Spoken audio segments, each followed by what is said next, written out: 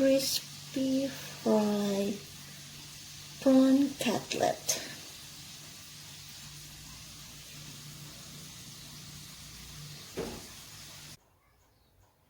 Hi guys! Welcome back again to my humble kitchen.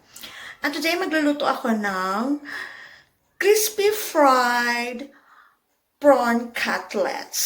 So yummy and crispy-licious.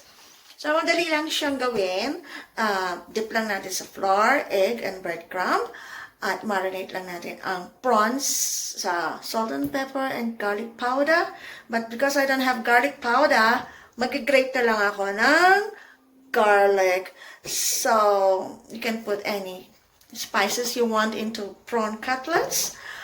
So let's get started, guys. Of course, ayan, kailangan natin ng prawn cutlets.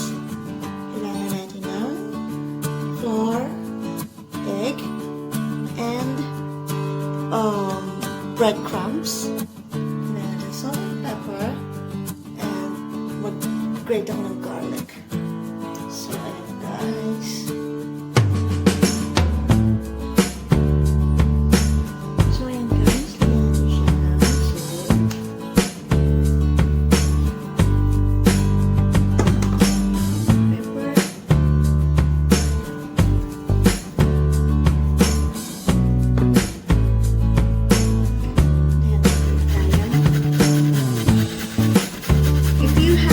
Garlic powder, you can use that. Because I don't have any, that's why I'm using this grated garlic.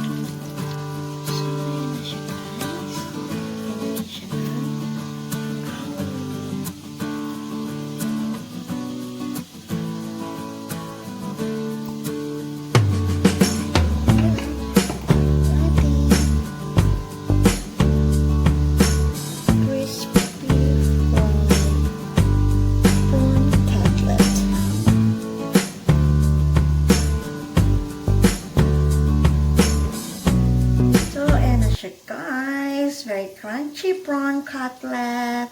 Yummy. So, tikman natin siya, guys. Sasaw natin sa ayaw eh.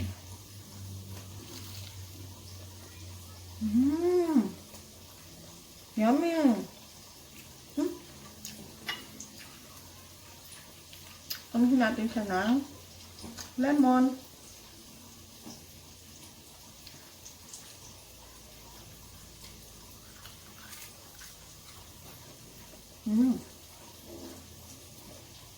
Sarap.